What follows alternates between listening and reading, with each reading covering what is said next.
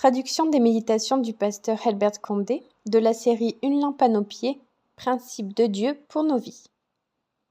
Bonjour à tous. Continuons avec ces méditations à travers toute la Bible depuis la Genèse. Nous sommes actuellement dans le livre de l'Ecclésiaste au chapitre 1 verset 14. Voyons ce que dit la parole de Dieu. J'ai vu tout ce qui se fait sous le soleil et voici, tout est vanité et poursuite du vent. Précédemment, nous avions noté que cette déclaration semblait au premier abord un peu noire, triste. Elle semblait venir d'une âme abattue. Puis nous avions vu qu'en fait, il s'agit d'une profonde réalité et que ce que dit l'auteur est toujours valable aujourd'hui. Ce passage nous enseigne plusieurs choses, plusieurs réalités. D'abord, le fait que nous n'avons qu'une seule espérance et que cette espérance ne se trouve pas en nous-mêmes mais en Dieu. Ensuite, que tout est vanité. Comme le dit le prédicateur, tout est poursuite du vent. Que ce soit ce que nous faisons, ce que nous construisons, ou notre travail, tout est passager et éphémère. Ces mots peuvent être un peu décourageants, mais ce que l'auteur veut vraiment que nous comprenions, c'est que toute espérance que nous avons dans les choses de ce monde, dans ce que nous y faisons, c'est une espérance sans valeur, une espérance volatile, parce qu'elle n'est pas le but. Par exemple, si vous attendez un jour de repos, un samedi, vous voulez vous détendre un peu, ou vous les jeunes, vous voulez profiter du samedi pour faire une activité, jouer aux jeux vidéo. Une fois que le samedi est passé, que la journée est terminée, vous vous dites parfois, c'est passé. Vous vous rendez compte que, au final, cette journée tant espérée ne vous a pas réellement satisfait. C'est comme lorsque vous voulez acheter une voiture ou faire un voyage. Une fois que vous avez les clés, ou une fois que le voyage est passé, la satisfaction espérée n'est pas vraiment là. C'est passé, ça y est, c'est fait. Pourquoi ? Parce que ce que dit le prédicateur est vrai, il l'a vu et il dit « Tout ce qui se vit sous le soleil est vanité et poursuite du vent ». C'est pour ça qu'il n'y a pas de plénitude dans ces choses. Alors quelle est notre espérance, notre force ? Notre espérance, c'est Dieu. Et l'espérance nous rend optimistes. Regardez, ici on voit ce commentaire qui semble négatif et dans un sens il peut nous décourager un peu, mais en réalité il nous permet de voir quelque chose de merveilleux. C'est que le croyant vit par la foi et la foi triomphe sur ces choses parce qu'il y a l'espoir qu'un jour il sera avec le Seigneur. Alors, est-ce que le croyant est optimiste ou pessimiste ? Plutôt optimiste. Le croyant comprend, il voit, il ne nie pas la réalité. Parfois, on peut confondre le fait d'être réaliste avec le fait d'être pessimiste. Mais si vous êtes conscient que les choses qui se font sous le soleil ne sont pas transcendantes, c'est bien une réalité, ce n'est pas être négatif, c'est voir et accepter la réalité. Mais si votre conclusion c'est « puisque rien n'a de sens, que tout disparaîtra, je vais rien faire, à quoi bon ?»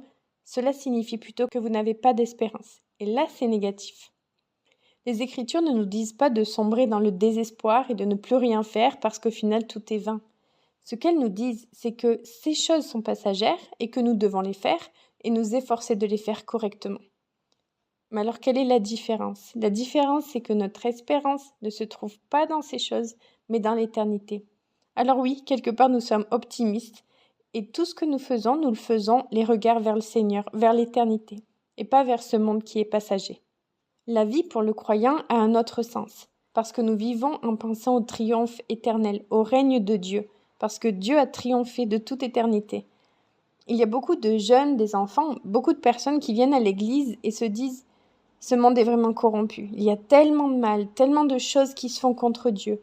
La sexualité est complètement déformée, on voit des choses cruelles, des choses terribles. » Et puis nous venons à l'église, mais on se dit finalement le mal a gagné, on peut le voir.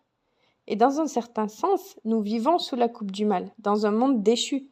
Mais nous vivons avec espérance, parce que nous savons que Dieu a triomphé et que viendra le jour où le Seigneur reviendra pour son règne, et ceux qui ont fait le mal, rejetant Dieu, seront jugés.